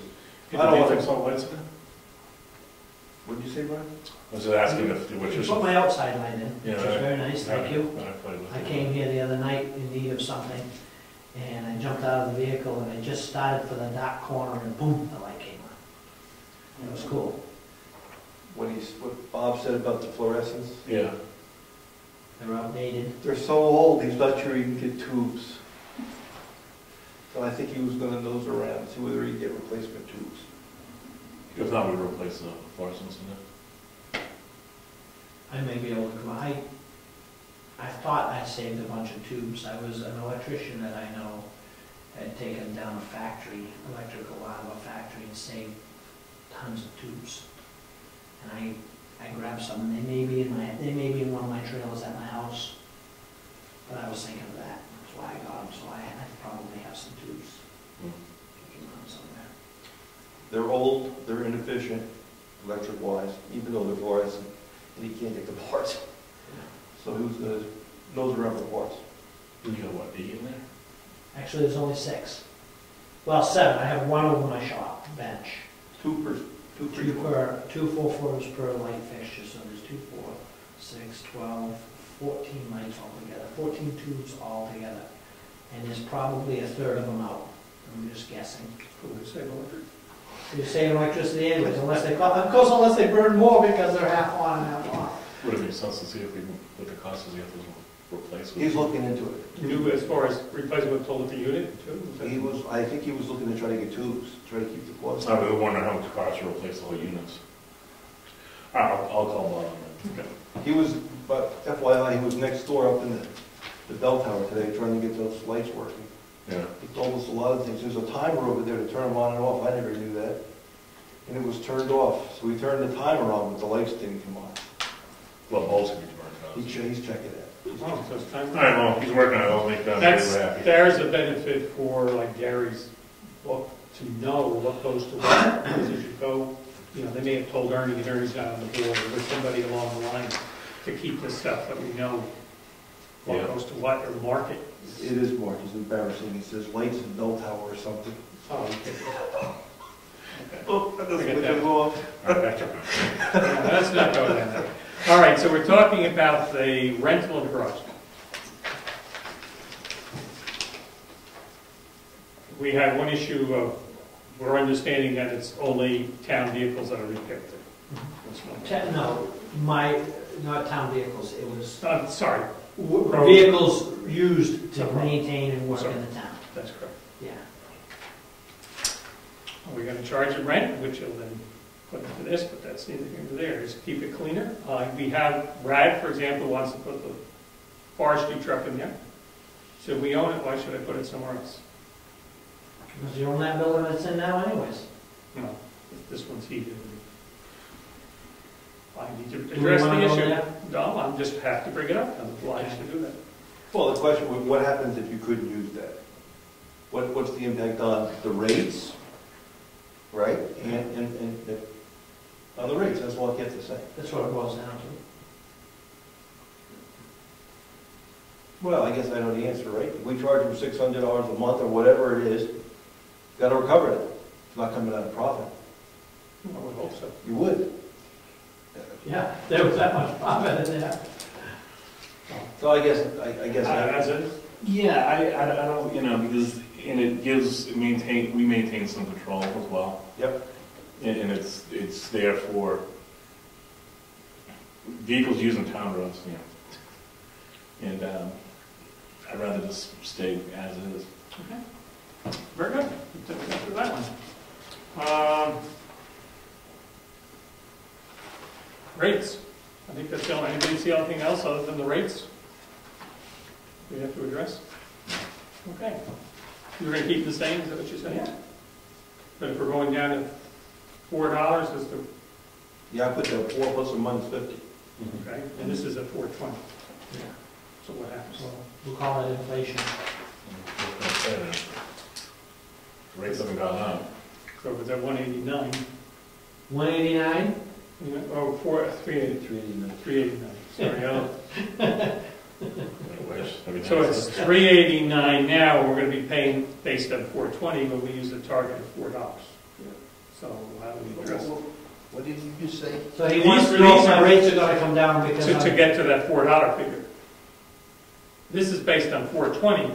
If we're using the baseline as $4, shouldn't these come down to 20 cents? I'm not sure if you understood how this 420 came about. I don't know, that is when, that it had to go, it almost had a buffer in it. I was not to charge a surcharge about, it's almost like a 50-cent thing. This is these rates would cover fuel up to that price. Up to that price. Once it went over that price, I could charge a fuel surcharge. So to refine that a little bit more pointed, if you brought it down to $4, that price $4, but said in addition to that, if it goes below a 50-cent margin, or below or above 50-cent margin, then it would be Either a surcharge or a rebate. right. Does that make sense to you? How that was? I'm not sure I followed all that. Say it again differently. Okay. I don't know if I can say it differently, but I'll say it again slower. All right, that may not work, but go ahead. I understood the words. These rates were based off from fuel of the day, not to exceed $4.20. Okay. I couldn't charge the surcharge until it went over $4.20. So what are you charging now, and what figure do you charge now? For my equipment? Yep. This is the equipment. The fuel has not gone over, it actually has gone to $4.29 once, but it didn't stay there for 3 months. And So now I understand what you said. does it make sense to you? So these numbers, your rates were calculated when the price was what? Do you remember? I don't remember. I don't. Because that's the buffer. In other words, if this was 370, The number was picked based on the people's thoughts that fuel isn't going to go down, and if it does, it's not going to go down much, which it hasn't. It's down to... yeah, it's a time. So my thought was we picked again, I don't have a good memory, the figure that was current at that time. Like if we did it today, we picked $1.89, or $1.89, Yeah. 389 would be the figure we used.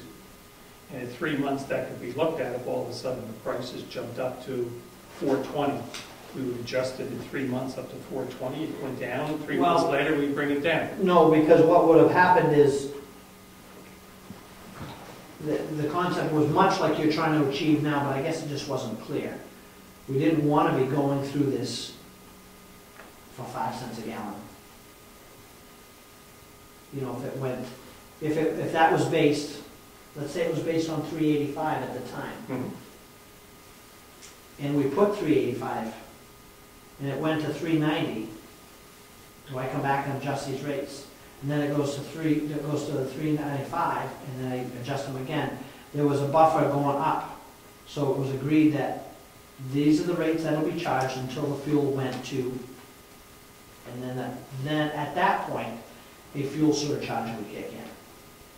And that is modeled after what, again, modeled after what state paving companies, anybody who deals with asphalt, liquid asphalt prices. I'm missing something here. We're paying now as if it was 420. No. I'm saying I'm going to keep my rates at this rate until it goes to 420, and then I would make an adjustment. As soon as it went to 421, Eddie would have the right to then say, I need to now start charge you a fuel surcharge because the cost of fuel is now exceeded our... Otherwise, you're always going to be going up. You're going to be going to, you know, I mean, look how fast the fuel changes. Okay, I got you. That makes sense. So we agreed that it would be up to this point, and then we would do it check it every 3 months. So in essence, we've done the same thing here, but we built in... It's a little more explained. Yeah, we built in a put and a stay, so if we know... We get a little downside if it ever goes Right. down. Okay, no, thank you. That's good. So the number that's gonna go there, we're gonna leave 420 and make it 4. We're going to make it 4 with a plus or minus of 50 cents, That's right. minimum 350, max 450. There you go. It gives everyone some protection each side. Yep, okay. Do you use the card for the state to get the gas? No, I don't use it at all. That was a question. Yeah. Somebody put up. So we had a card, like a fuel credit card? 10. Previous selectmen had suggested that I buy fuel at the state garage on the state's account and have the fuel taken out of my bill, which I did for a while. And then somebody questioned that, and I looked into it. I made a couple of calls to the state because I wasn't sure if we should be doing it or not. And it was determined, I never said nothing to the people that I talked to on the phone at the state, but I got the sense that I shouldn't be doing it, so I just stopped. Okay. And I kept the card, and I'll tell you honestly, I kept the card, I think it's in my desk drawer, and I don't think we should destroy that account, because if anything drastic should happen, And you run out of fuel. and I can't get fuel, The state will have fuel going on. I mean, you know, natural disaster, man-made disaster, if something were to happen where I can't get fuel, Makes sense. it's either that, or I thought my only other plan to that would be put a storage tank in, and I don't think we want to. Insurability, that's hard. You know, you leave it outside and people tamper with it. Right, or at Do least. you see anything else that you need to have in the contract that we need to be aware of that needs to be just? No, I'm happy with it. So, I don't know if you kept notes on some of the stuff we're going to do. So we get it to the lawyer to look at. And then we'll sign off. And the time frame will be from when this one ends to the new one begins? Are we starting? Yeah, we'll use the May April 20th? 20th, is that the? We May entered- 31st. No. That's when we entered into it. Yeah, so it'll end, this contract will end, See right here, the terms beginning 1 May 2011, ending 31st April 2014. So May 1st, 2014. right, so this goes to May 31st of 2014. No, it goes Oh. to, May 30th, I mean, it goes to April 30th. So May 1st, the new contract Right. will kick in again. I would ask for another consideration. Can we put a month for the negotiation of the next contract rather than have it vague like before budget season? Because, September? Yeah. September's good with me, worker. and the principle behind that was so that in the middle of the winter, if something didn't want to be, you know, if we couldn't come to terms, that you weren't left looking for somebody in the middle of a plow season, and I weren't looking for work in the middle of a plow season. So would we put it in the term in number 2? It would be rate, Yeah, see where it says all subsequent changes in fee schedule to be negotiated prior to annual budget hearing of the new contract year. Yep. Should we put in a month?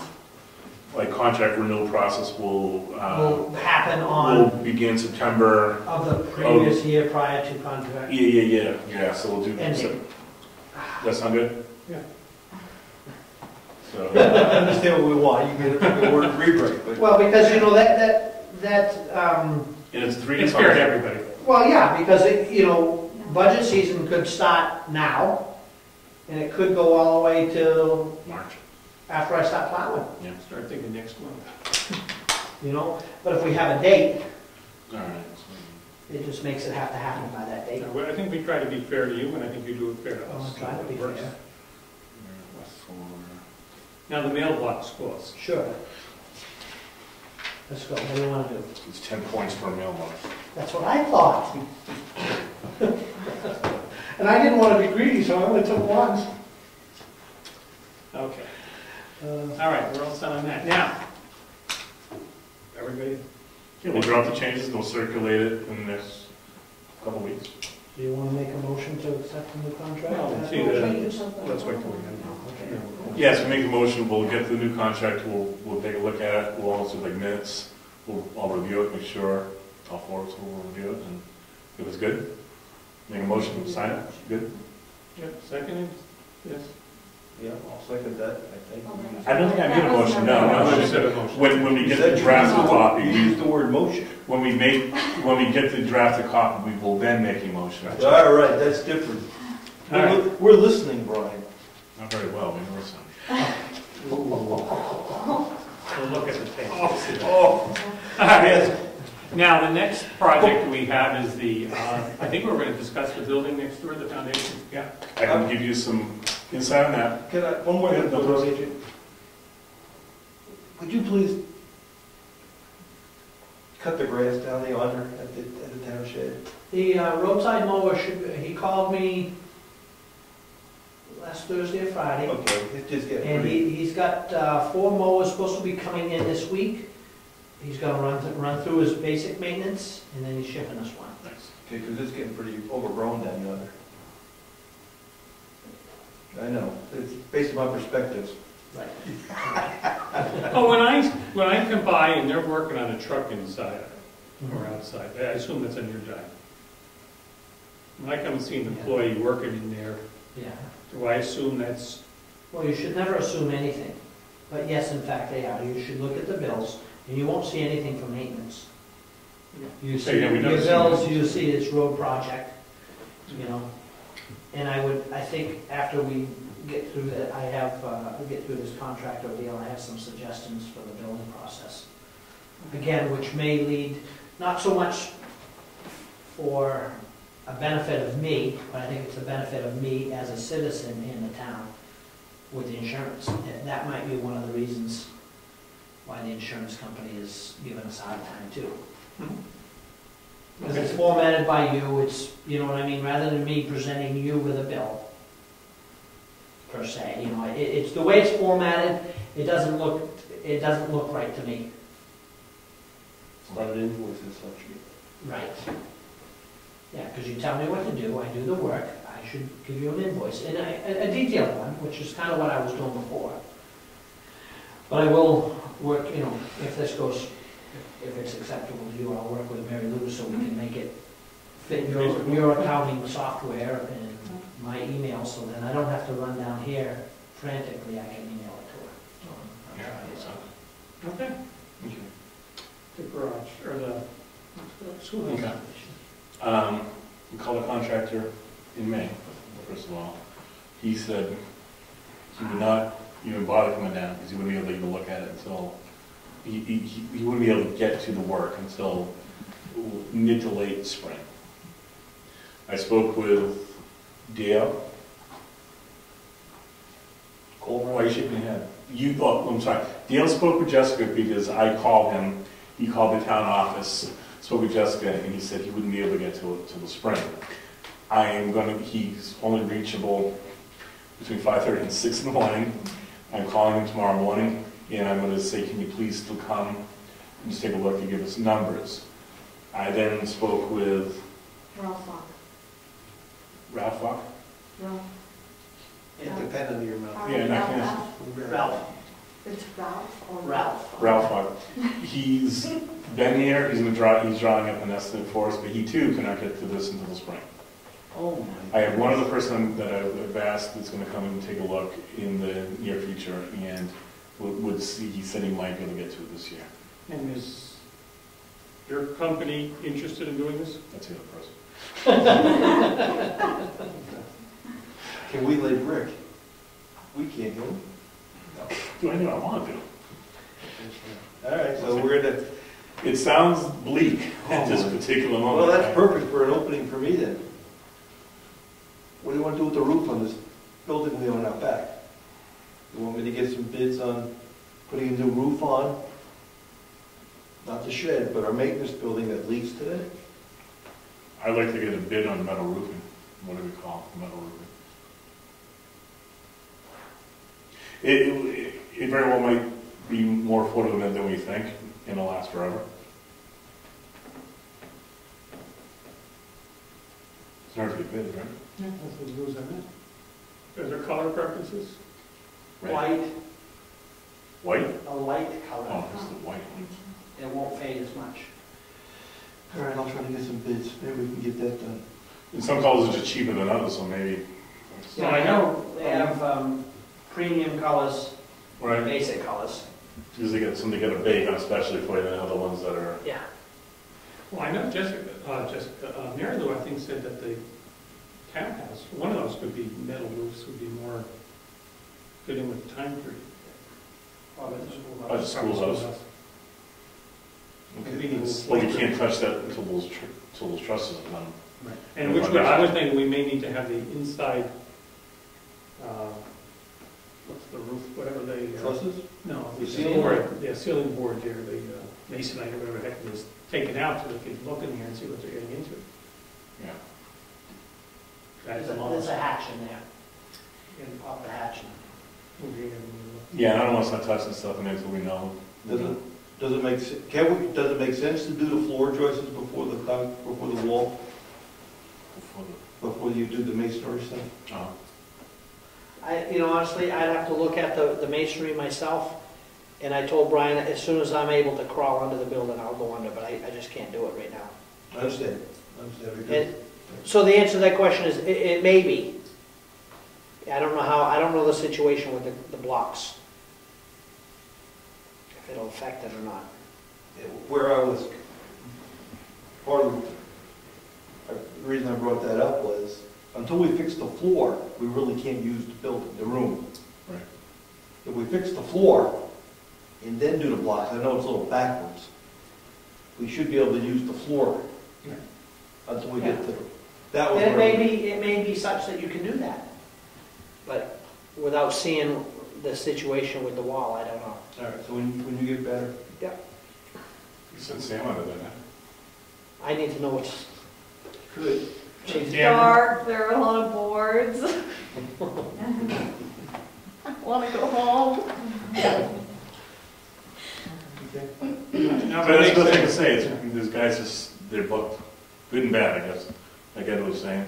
Good is work out there, but bad because it means the price will be there and we may be on a long list. Well, if we could get done, if we're able to get under there and do that one part, that would be a win-win in one sense. We'd be ahead of the game to do that. Get it out of the way. Right. And if we could get that out of the way, that would be at least a step in the right direction, moving on that building. Yep. Okay, so we've got to get better quick. Another chiropractor coming up. Excellent. All righty, that one is where we are, and we have these 4 things which we're going to open up, okay? I don't know. You want Yeah, we You do it got mail, you want to do mail? you got that one? I got these 2 are the same. I got. We may have confidential things here, so we'll get to who that's from. in regards to- Maybe,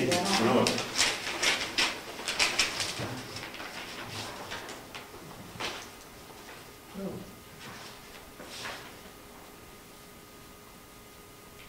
Let's just, okay. This is a proposal.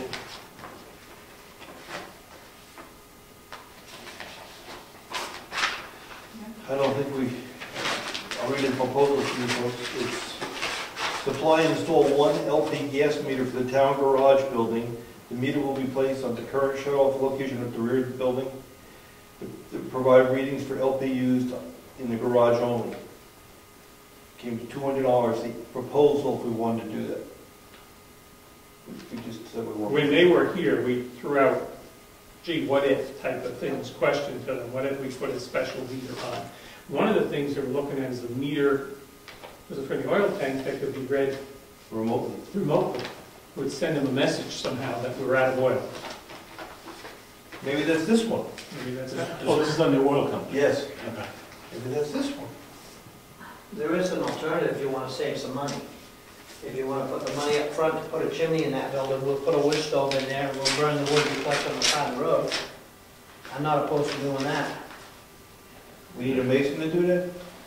Do A metal mason lighting. or a mason? A mason. What did you say, a mason or? Mason. When did we get that done, Ron? Couldn't we just do a metal line chip here, Anthony? Wouldn't that make it cheaper? Sorry. Oh. Aesthetically, just not appealing. Well, yeah, you know, and then the creosote runs down and. Yeah. You have an extra wood stove? Bill, that just looks like mine. Yeah, understood. This is from White Mountain Oil and Propane confirming that we have an agreement with them to deliver, they will deliver to us heating oil and propane at the prices that we agreed to. Okay. $162.9 for propane. That's amazing. That is, Should be clean, sell it to people. And this is just, can that be confidential due to hardship issues, welfare issues? Do we need to go into non-public? It is, Circulate it. Make sure I'm not off base with that.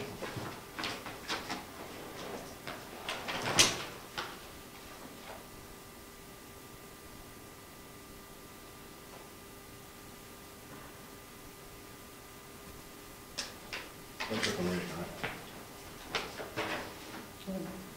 it's different.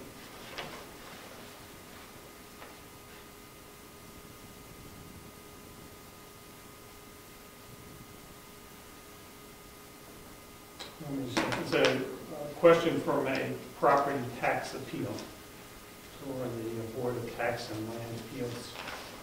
And it's an application requesting information from us, is that what it is? that's all it is, yeah. Okay. We have, Are they both the same person? yeah, Oh, Yeah. all right. we have to fill out, We just not that? Oh, I thought since it was an appeal, it was, I think that's public, but Yeah, they're just asking for information on the tax bill.